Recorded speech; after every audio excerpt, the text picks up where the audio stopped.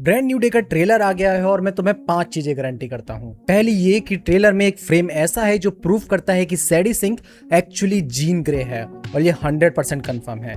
दूसरी, Peter Parker की DNA mutate हो रही है, पीटर पार्कर नाम की चीज ही नहीं बचेगी। और तीसरा, मूवी का पोस्ट क्रेडिट सीन शायद एमसीयू का फ्यूचर कंप्लीटली चेंज कर दे और उसमें वेनम का रोल हो सकता है। और पांचवी, ट्रेलर में एक डायलॉग है और वो भी सिर्फ एक डायलॉग, लेकिन वही लाइन पूरी एक्स-मैन सागा की फाउंडेशन बन सकती है और ऑलमोस्ट सब लोग उसे मिस कर गए थे। मैं भी कर गया था। तो आज हम बात करेंगे ट्रेलर के हर हिडन डिटेल्स, हर ईस्टर एग और हर थ्योरी को कनेक्ट करेंगे। और ट्रस्ट मी, जितना ज्यादा तुम ट्रेलर को समझोगे उतना ज्यादा ये मूवी तुम्हें और ज्यादा समझ में आने लगेगी। तो चलो शुरू करते हैं। इमेजिन करो तुम्हारी गर्लफ्रेंड तुम्हें भूल जाए, तुम्हारा बेस्ट फ्रेंड तुम्हें भूल जाए, पूरा वर्ल्ड तुम्हें भूल जाए और फिर भी तुम उन्हें रोज याद करो। अब ये मत बोला कि कुछ ज़्यादा ही पर्सनल हो रहा हूँ, ये तो होता ही रहता है, पर यही पीटर पार्कर की रियलिटी है और इसी वजह से ना हम उसके साथ इतना कनेक्टेड फील करते हैं। और मुझे लगता है मोस्ट पीपल ट्रेलर का सबसे डिप्रेसिंग मोमेंट कंप्लीटली मिस कर गए। नो वे होम के एंड में पीटर ने पूरी दुनिया को बचाया था, लेकिन उस सेक्रीफाइस की कीमत क्या थी? उसने अपनी पूरी जिंदगी खो दी, उसने टोनी को खो दिया, मे भी चली गई थी उसकी, एमजे उसे जानती नहीं है, तुम्हारा प्यार तुम्हें भूल चुका है, तुम्हारा दोस्त तुम्हें नहीं जानता है और सबसे पेनफुल बात, पीटर उन सब को जानता है।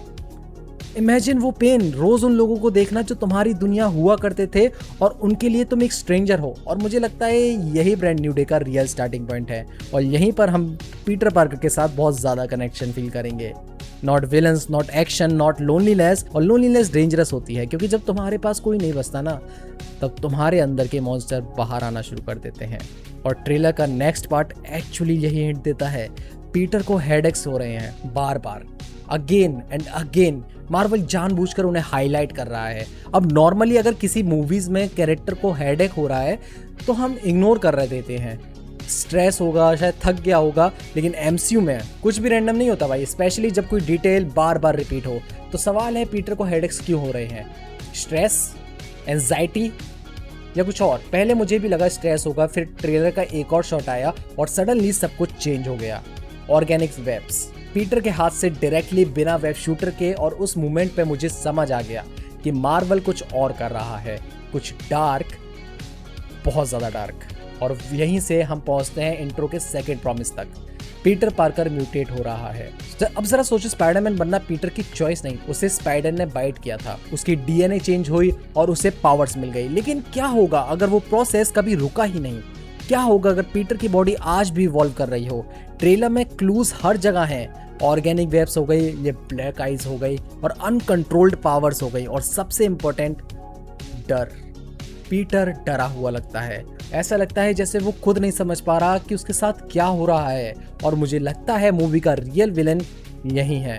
कोई स्कॉर्पियन नहीं, कोई हैंड नहीं, कोई जीन ग्रे नहीं, पीटर का खुद का म्यूटेशन। और अगर तुमने 90 स्पाइडरमैन एनिमेटेड सीरीज देखी है तो तुम ऑलरेडी जानते होंगे कि मैं किस डायरेक्शन में जा रहा हूँ। तो मैन स्पाइडर, मार्वल की सबसे हॉरिफाइंग स्पाइडरमैन स्टोरी लाइन्स में से एक ऐसा वर्जन जहां पीटर ग्रेजुअली अपनी ह्यूमैनिटी लूज कर देता है और स्पाइडर इंस्टिंक्ट स्ट्रॉन्गर होते जाते हैं और इवेंचुअली स्पाइडर जीत जाता है और ह्यूमन हार जाता है। और वो कुछ ऐसा दिखता है। अब ट्रेलर को दोबारा देखो, organic webs, black eyes, mutation possible है भाई, और एक कोकीन जैसी इमेजरी।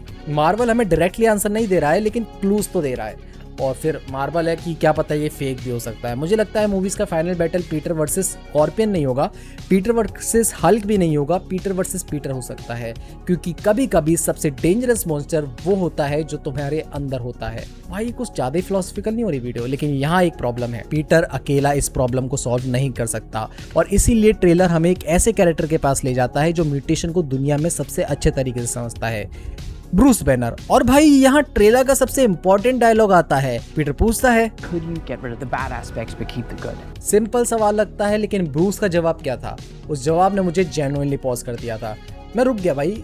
ब्रूस कहता है, How would you decide what parts of nature are good or bad? बस एक लाइन, लेकिन पूरी एमसीयू का फ्यूचर उस लाइन में छुपा हो सकता है, क्योंकि ये लाइन पीटर के बारे में नहीं है, ये जीन ग्रे के बारे में है, ये म्यूटेंट्स के बारे में है, ये एक्स-मैन के बारे में है। और मुझे लगता है 95% ऑडियंस ने तो कंप्लीटली मिस कर दिया होगा। अगर म्यूटेशन नेचुरल है तो उसे डेंजरस कौन डिसाइड करेगा? गवर्नमेंट, साइंटिस्ट या सोसाइटी? और एग्जैक्टली इसी रीजन से मुझे लगता है brand new day secretly MCU के म्यूटेंट एरा की बिगिनिंग है, जहां पर म्यूटेशन इतना ज्यादा होता जाएगा जो हमें डूम्सडे और सीक्रेट वॉर में भी दिख सकता है। अब बात करते हैं सैडी सिंह के बारे में। पिछले कई महीनों से इंटरनेट पे थ्योरी चल रही थी कि Jean Grey, fire star, Rachel summer, जो कि मैंने इस वाली वीडियो में बताई थी, हर कोई अलग अलग गैस कर रहा था, लेकिन अब मुझे नहीं लगता कोई डाउट बचा है। Red hair, telepathic powers, mind control करना, government custody, enemy of the state कहलाना, जो कि एक्समैन में भी हो रखा है, हर क्लू एक ही डायरेक्शन में पॉइंट कर रहा है, जीन ग्रे।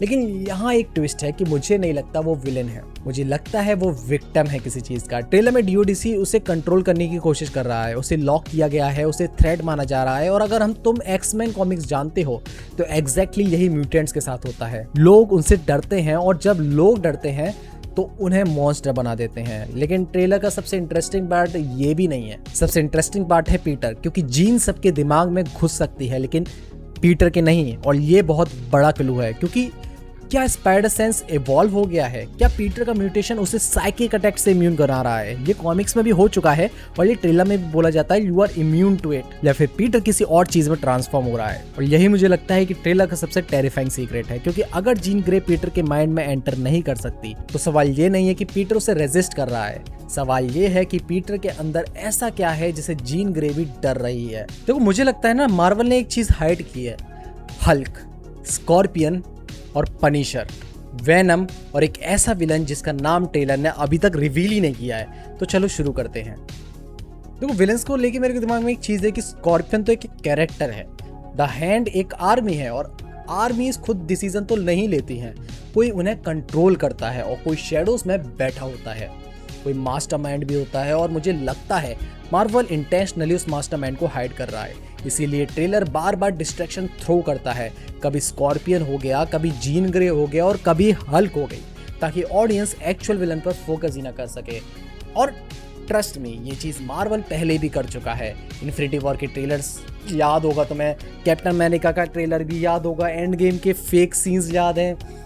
मार्वल को मिस डायरेक्शन पसंद है और बहुत ज्यादा पसंद है, और मुझे लगता है ब्रांड न्यू डे में भी एग्जैक्टली वही हो रहा है। बात करते हैं स्कॉर्पियन की, और ऑनेस्टली मैं इस कैरेक्टर के लिए जेन्युइनली एक्साइटेड हूँ, क्योंकि होम कमिंग को ऑलमोस्ट 10 साल हो चुके हैं और फाइनली मैक गैरगॉन वापस आ रहे हैं। लेकिन एक प्रॉब्लम है, उसका बिहेवियर वियर्ड लग रहा है, ऑफ भी लग रहा है, क्योंकि होम कमिंग में वो रिवेंज चाहता था, पूरी तरीके से रिवेंज, लेकिन ट्रेलर में उसकी एनर्जी डिफरेंट लगती है, जैसे कोई और उसे कंट्रोल कर रहा हो।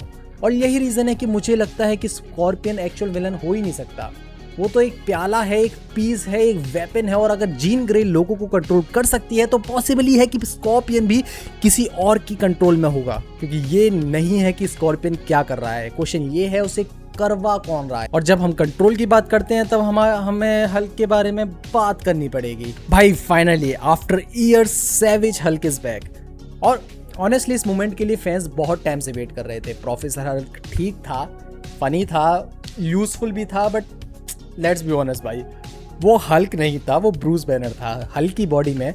और ट्रेलर पहली बार हमें वो चीज़ दिखाता है जो फैंस एंड गेम के बाद से देखना चाहते थे, pure rage, pure destruction, pure Hulk. और सबसे important line, Bruce already warning दे देता है, if you see me without this device, run run, not fight, not hide, only run. और फिर एग्जैक्टली वही होता है, डिवाइस रिमूव हो जाता है, कंट्रोल खत्म हो जाता है और अपना मॉन्स्टर फ्री हो जाता है। और सडनली पूरा ट्रेलर का टोन चेंज हो जाता है, क्योंकि अब प्रॉब्लम सिर्फ जीन ग्रे नहीं है, अब प्रॉब्लम हल्क भी है। लेकिन यहाँ एक और थ्योरी है, और ये थ्योरी मुझे जेन्युइनली एक्साइटिंग लगती है, ग्रे हल्क।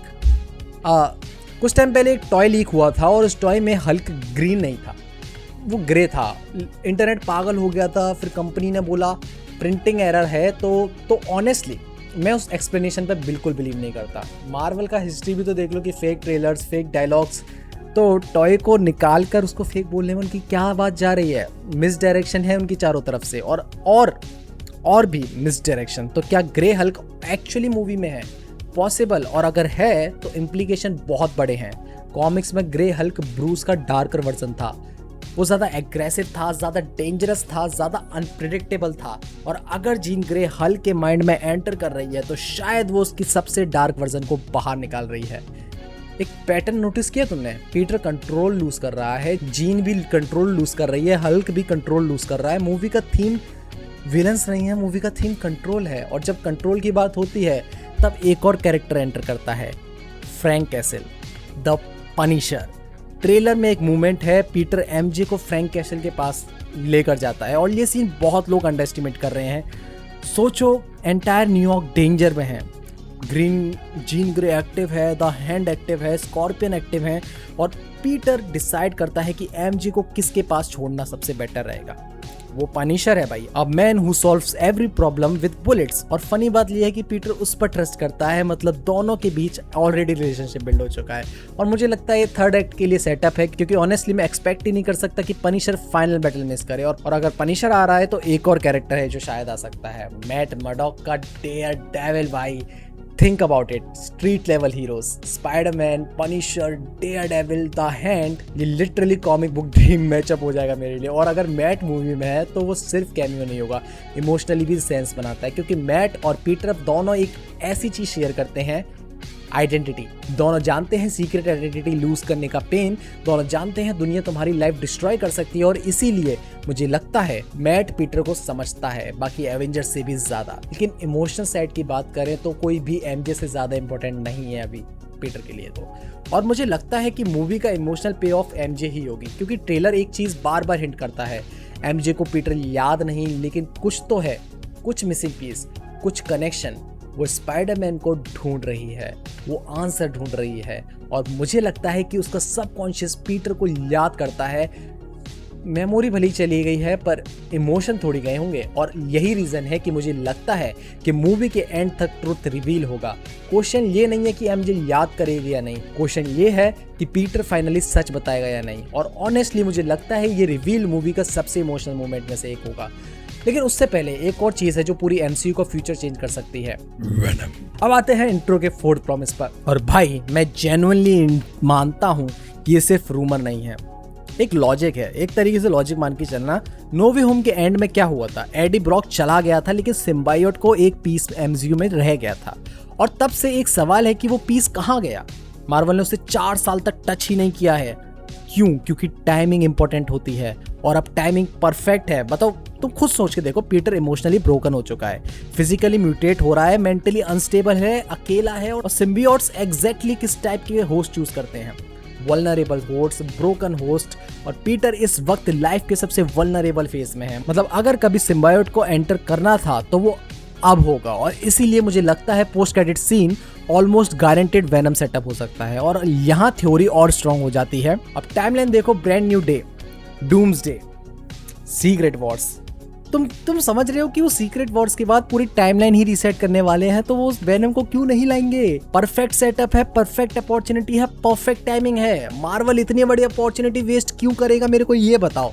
मुझे नहीं लगता। तुम इमेजिन करो, मूवी खत्म, पीटर बहुत ज्यादा इंजर्ड हो चुका है, ब्रोकन हो चुका है, अकेला है, ब्लैक स्क्रीन आती है और फिर कुछ मूव करता है, एक black liquid slowly quietly Peter की तरफ, एंड उसके बाद कट, क्रेडिट्स आने लगते हैं और थिएटर पूरा चिल्लाने लगेगा, इंटरनेट क्रैश हो जाएगा और एमसीयू हमेशा के लिए चेंज हो जाएगा। और इसीलिए मुझे लगता है लोग एक बहुत बड़ी गलती कर रहे हैं। तो वो सीक्रेट वॉर या डूम्सडे में वो खुद से लड़ेगा, वो किसी विलन से नहीं लड़ेगा, क्योंकि मूवी बार बार हमें एक ही चीज़ दिखाती है, mutation, fear, loss of control. और मुझे लगता है फाइनल विलन स्कॉर्पियन तो नहीं है, ना ही जीन ग्रे है, ना ही हल्क है।